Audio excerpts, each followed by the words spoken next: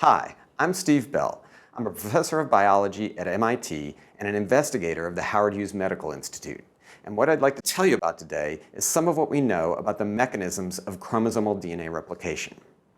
Now, this event is primarily mediated by the function of complex multi-enzyme machines called replisomes that include 3 DNA polymerases, an RNA polymerase, as well as a DNA helicase.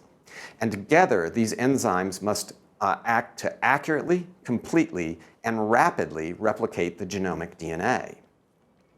The rapidity can be illustrated by the fact that these replisomes can move at up to 1,000 base pairs per second, and also that entire genomes can be duplicated in as little as 3 or 4 minutes. The accuracy is about 1 mistake in every 10 to the 10th base pairs.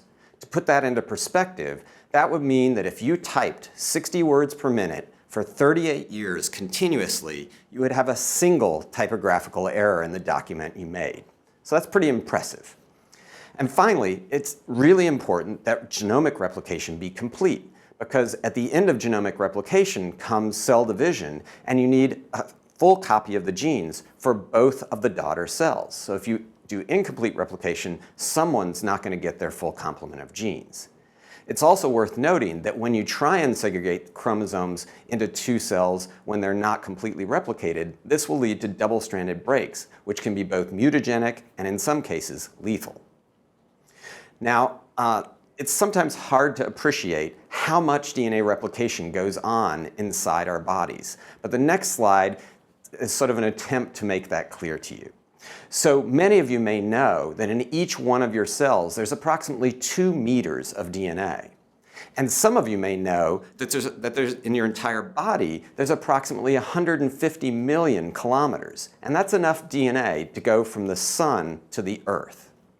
Now, sticking with the astronomical sense, the most remarkable number is not how much is in your body right now, but the amount that you will synthesize in your lifetime, which is upwards of a light year of DNA. And if you think about that, if you're not sort of up on your astronomical units, that's 9.5 trillion kilometers of DNA. And so the mere fact that I can stand here and tell you about DNA replication and not be just a bumbling mass of mutagenized cells is a testament to both the accuracy and efficiency of this process. Okay, so I'm just going to show you an animation here of the process of DNA replication at the E. coli replication fork. And what I want to do over the next few minutes is to tell you about the various enzymes that are working together in this animation so that you understand exactly what's happening during this process. So, the first thing I want to do is tell you a little bit of the ground rules. So, DNA polymerases always extend the 3' end of a growing DNA chain. And this can be either extending the 3' end of a DNA chain, or it turns out it can also extend the 3' end of an RNA chain. And in each case, it extends this by reading an oppositely oriented template strand. And in fact, the process, or the place at which DNA polymerases start DNA synthesis is called a primer-template junction. And I'll be using that term throughout the next few minutes as I describe the function of these enzymes. Now, both strands of the DNA are replicated simultaneously during replication of chromosomes. And this is to reduce the amount of single-stranded DNA, which is much more prone to chromosome breakage than is double-stranded DNA. Now, there's 2 different types of DNA polymerases acting at this time.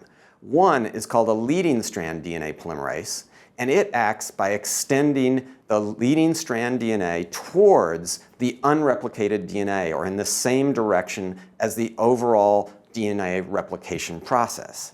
So this is very easy to understand. It's going to follow right behind the unreplicated and double-stranded form of the DNA. In contrast, replication of the opposite strand has to move in the opposite direction, away from the direction of overall fork movement or replication. And so in this instance, the primers will be formed and the polymerase will move away from the overall unreplicated DNA and in the opposite direction of the fork movement. Now, these two events are happening simultaneously at the replication fork, as is illustrated here. And you can see that the lagging strand DNA polymerase is moving in one direction, the leading strand is moving in the opposite direction. And when you finish an Okazaki fragment, as these smaller fragments that are made on the lagging strand are called, you then reposition the polymerase and start a new Okazaki fragment. And eventually, at the end of the replication process, these primers that are used, which I'll have more to say about in a moment, have to be removed and the DNA linked together to form a continuous strand, unlike the leading strand where it is continuously synthesized. Now, one property of DNA polymerases, all DNA polymerases, is that they cannot start a new DNA strand by joining two deoxynucleotide triphosphates.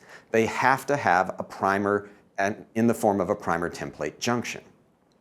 And so in order to initiate the new strands that are required for the replication process, we need a different enzyme called DNA primase. And what DNA primase does is it synthesizes RNA primers. And this is because, unlike DNA polymerases, RNA polymerase, of which DNA primase is a specialized form of, can take two ribonucleotides and initiate a new strand of DNA. Okay. Now, importantly, once it does this, it can be extended by the DNA polymerase. It's basically forming a primer template junction.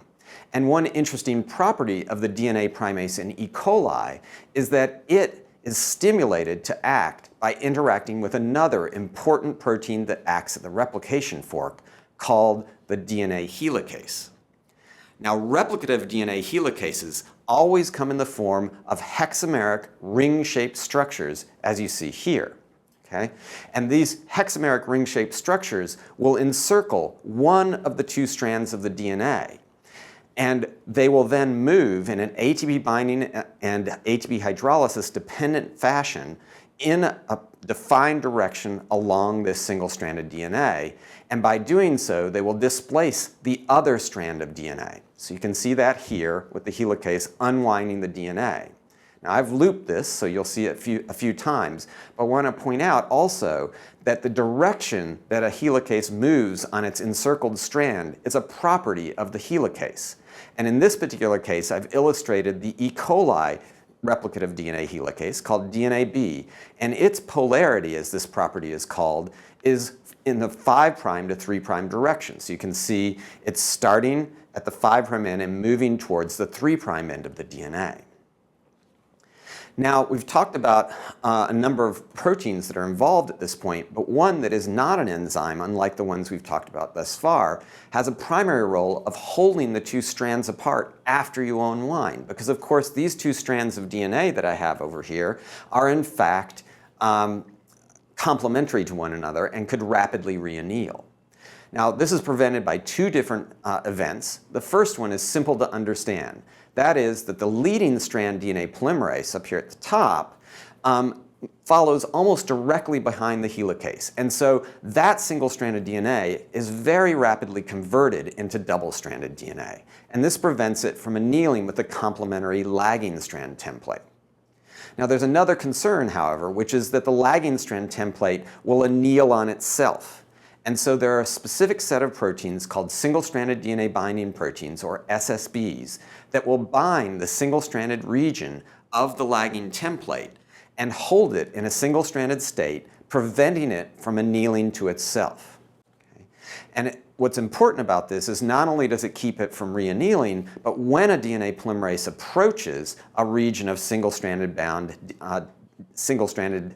DNA bound by the SSB, it is readily displaced, allowing the template that's left behind to be readily replicated by the polymerase.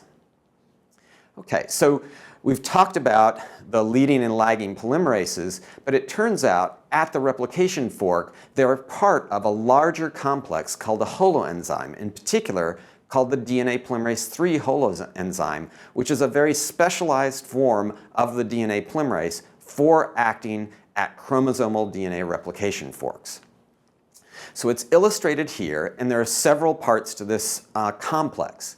So first, there are 3 copies of DNA polymerase III, which is the third polymerase discovered by Arthur Kornberg and his colleagues in their Nobel Prize-winning work investigating the enzymes involved in DNA synthesis. Now, in addition, there is a second large protein complex, a 5-protein complex, called a sliding DNA clamp loader, as well as it being bound to a sliding DNA clamp. Now, all of the polymerases are held to the sliding clamp loader by a subunit that's present 3 times, shown here in light blue, called the tau subunit. And I'll have more to say about tau, as it plays a particularly important role in coordinating the events of the replication fork. But before that, I want to tell you a little bit about the sliding DNA clamp loader and the sliding DNA clamp and what their functions are. So we'll start with the sliding DNA clamp. So this is a ring-shaped multimeric protein made up of either 2 or 3 of identical subunits. This is an illustration of the sliding DNA clamp from S. cerevisiae, the budding yeast. And you can see that whether we look at the one from S. cerevisiae, or a phage T4, or human cells, or E. coli, they have very similar structures, and you can see that in the overlap here. Okay? And all of them in this central hole in the protein donut, per se, have enough room to fit double-stranded DNA. And you can see that here in a crystal structure of the yeast sliding DNA clamp bound to double-stranded DNA. Okay? Now, what's the purpose of having it surround double-stranded DNA? Well, that's illustrated on the next slide. So these sliding DNA clamps not only encircle double-stranded DNA, but they also are able to bind to the backside of a DNA polymerase, holding it on the DNA, particularly at a primer template junction. Okay? And it turns out, because they do not specifically interact with the double-stranded DNA, they will follow along the polymerase as it synthesizes DNA. Now, one property we haven't talked about of DNA polymerases thus far is a property called processivity. And this, put simply, is the number of base pairs that are synthesized each time a DNA polymerase binds to a primer template junction. Now, it turns out, on their own, polymerases are actually not particularly processive. They'll typically do somewhere up to about 100 base pairs before they fall back off the DNA.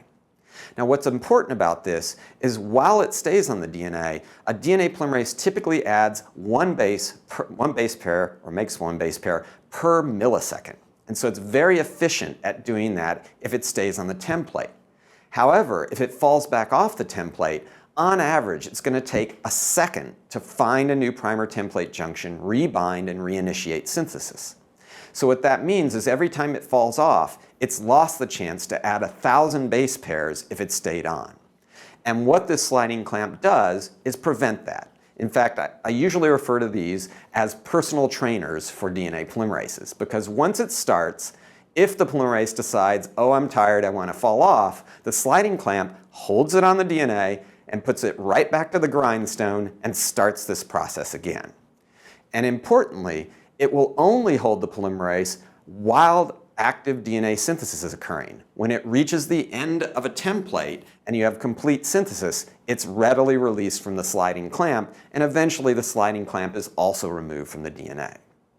So, now that you know the function of the sliding DNA clamp, we need to talk about how it's put on the primer template junctions so that it can serve this function. And this is the role of the so-called sliding DNA clamp loaders. So these are 5 subunit complexes that use the energy of ATP binding and hydrolysis to load sliding DNA clamps specifically at primer template junctions. Now, how does this work? Well, the first step in this process is the binding of ATP by the sliding DNA clamp loader. This changes its conformation and makes it competent to bind both the sliding DNA clamp and the primer template junction. When the sliding DNA clamp binds, it changes its conformation by opening up the interface between 2 subunits, creating a crack or an opening in the ring-shaped structure.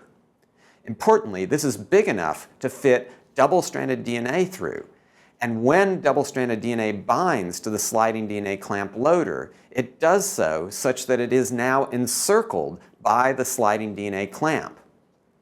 Importantly, only a DNA that has a primer template junction can actually fit within this region. completely double-stranded DNA can't bend enough to fit in the sliding DNA clamp loading site. Also important is the presence of a 3' hydroxyl at the site of the ATP binding, which stimulates the ability of ATP to be hydrolyzed. So when ATP is hydrolyzed, this causes the sliding clamp to change conformations, release the sliding clamp and the primer template junction DNA, and this causes the sliding clamp to now close again around the double-stranded DNA portion of the DNA, and now it's ready to recognize a DNA polymerase and facilitate its processive DNA replication. Now at this point, I've told you about a lot of different enzymes, and I just want to tell you a little bit about how they work together at the replication fork. So, the DNA polymerase III holoenzyme, this large multi-enzyme complex, actually does more than just synthesize DNA and load the clamps. It also stimulates the DNA helicase. And this is mediated again by that same tau subunit that is interacting with the DNA polymerase subunits. And this plays an important role because if the DNA polymerase, one either on the leading or lagging strand, becomes stalled, it will pull the Pol3 holoenzyme away from the helicase, causing the helicase to slow down during the time it takes for the polymerase to restart synthesis. So for example, if it hits a lesion in the DNA that has to be repaired, the helicase won't run away at the same rate as it would if it were bound to the polymerase because the polymerase is now detached. Once the polymerase can bypass that lesion or the lesion is repaired, it can catch back up to the helicase and the process can become very rapid again. I've already told you that primase activity is stimulated by binding to the DNA helicase, and in fact, if you modulate the level of interaction or the affinity of the primase for the helicase, you can actually change the rate at which it primes new syntheses. And so if it's faster, you'll make shorter Okazaki fragments, and if it's slower or lower affinity, you'll make longer Okazaki fragments. So the rate of Okazaki fragment formation is actually determined by this affinity. Finally, DNA polymerase III, as I told you, has its processivity dramatically stimulated by the sliding clamp and in turn also by the sliding clamp loader, since that is required for loading it. So now that I've told you about the enzymes and how they work together at the fork, I'd like to take you through the events that are occurring at a replication fork one by one. So this is an illustration of a replication fork bound to the DNA polymerase III holoenzyme. You can see the helicase here with its unreplicated and unseparated DNA. The top is the leading strand polymerase. At the bottom is a lagging strand DNA polymerase. There's also a third polymerase, as I've explained, which is at this point in the reaction unengaged, and you'll see how it becomes engaged as we move forward. Now you'll also note that there's large regions of single-stranded DNA here and here that are bound to the single-stranded DNA binding protein. And in fact, I've labeled this the trombone model of bacterial DNA replication because this loop down here actually gets bigger and smaller depending on where you are in the replication process, much as a trombone slide goes in and out as you play different notes. Now, I've shown you the SSB that's bound to the single-stranded DNA here, but for the rest of the illustrations, just to reduce the clutter, I've removed that. Now you'll note that there's a large single-stranded region adjacent to the helicase, and this is actually the perfect substrate for the primase, which will come in and synthesize a short primer at the single-stranded DNA region. And this is again mediated by the affinity of the DNA primase for the helicase. Now as soon as this is synthesized, it's recognized by the sliding DNA clamp loader as a primer template junction. And it then loads a sliding DNA clamp onto the primer template junction, making it now ready to be recognized by the unengaged DNA polymerase. So what happens next is that the polymerase binds the sliding clamp, associates with the primer template junction, and begins to initiate a second Okazaki fragment. Now I want to point out, during this process, the processes that I've been explaining, the leading strand polymerase has continued synthesizing, as has the other lagging strand DNA polymerase. And in fact, once that lagging strand polymerase reaches the end of its single-stranded template, that is, the beginning of the previous Okazaki fragment, it will fall off the DNA, just as I explained, because it no longer has template, and it will become an unengaged DNA polymerase, just as the one that is currently making the second Okazaki fragment was unengaged at the beginning of the reaction. Okay, so we've taken you through this in slow motion. Let's look at what it looks like in real time. Okay, so this, you should now be able to label all these different subunits in this process. So you can see in blue here is the DNA helicase, okay, and it's unwinding the DNA, both strands, and feeding it to two different DNA polymerases here. You can see the leading strand polymerase, which is immediately using the template on the leading strand, using the leading strand template to make new double-stranded DNA. And you can see its associated sliding DNA clamp here in the green. Now, you will also notice that you see the arrival of a primase. Okay, here it comes right there. And it lays down a primer, which is immediately recognized by the sliding DNA clamp loader, which puts a new sliding DNA clamp on. And in this case, because the leading strand already has a sliding DNA clamp, this is immediately recognized by the lagging strand DNA polymerase, shown again in purple, and its associated sliding DNA clamp. Okay? Now, it may be a little hard to, actually, I should point out, there's one obvious difference between the model I showed you and this model, which is that there's only 2 DNA polymerases.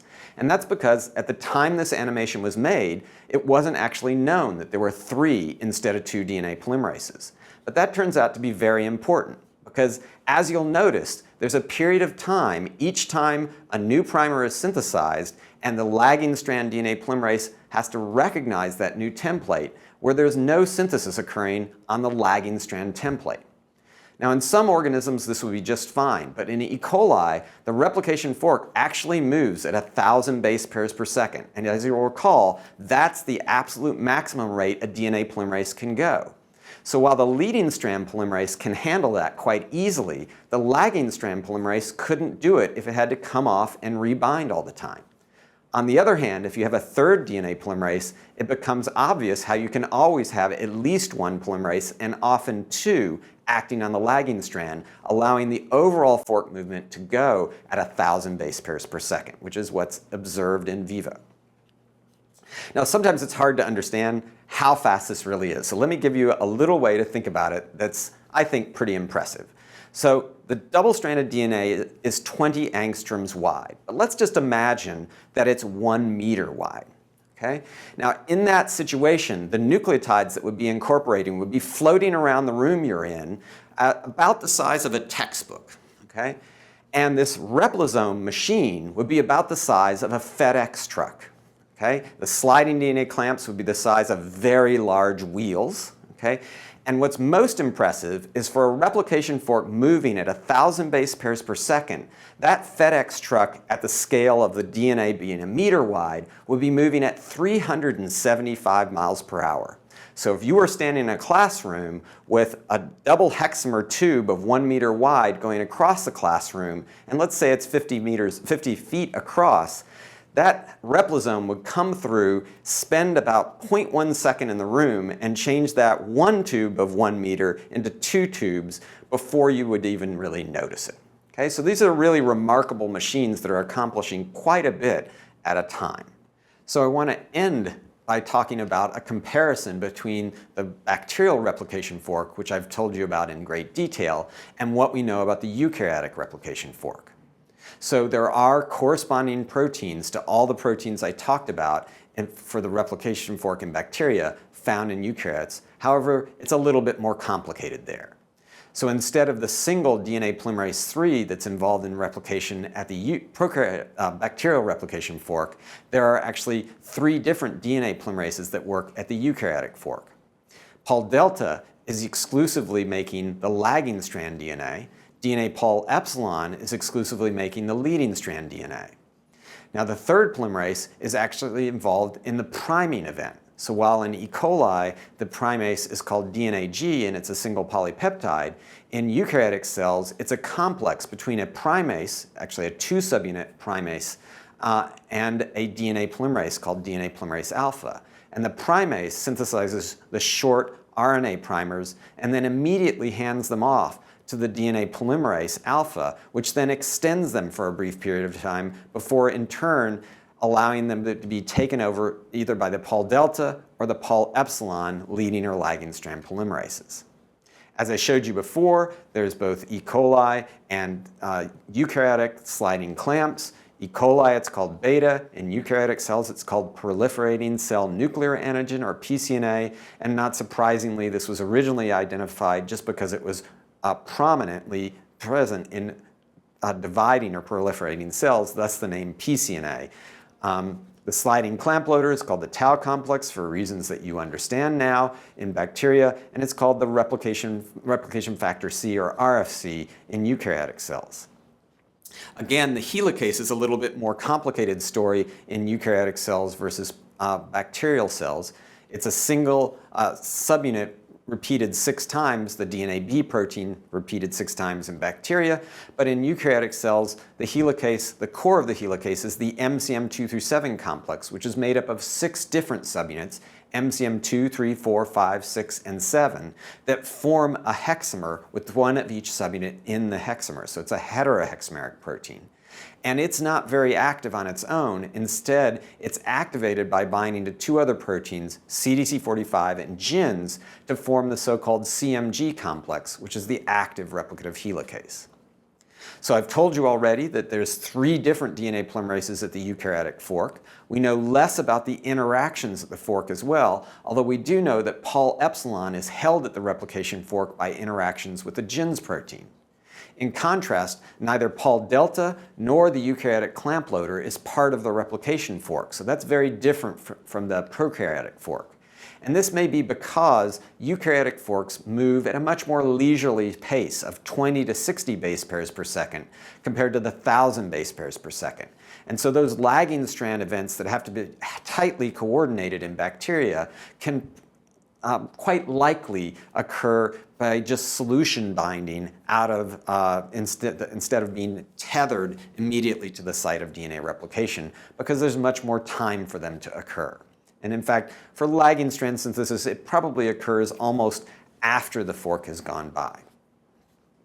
So at this point, I hope you understand a lot more about how the replication fork works. And if you stay tuned to my next presentation, we'll talk about how you assemble these replisomes at sites of initiation and understanding how that's regulated during the cell cycle. So I just want to thank the people involved in this process. So Sarah Thornton did most of the animations that you saw. They were done in the MIT X Biology office as part of the development of a course that Sarah and Mary Ellen Wiltrout helped me develop called 728X, which is available on the MIT X and edX platforms and is a full molecular biology course talking about all the elements of the central dogma. In addition, the very high-resolution animation showing the E. coli replication fork in action was done in the DNA Learning Center, which is part of the Cold Spring Harbor Laboratory. Finally, I want to thank the Howard Hughes Medical Institute and the National Institutes of General Medical Sciences for supporting my research.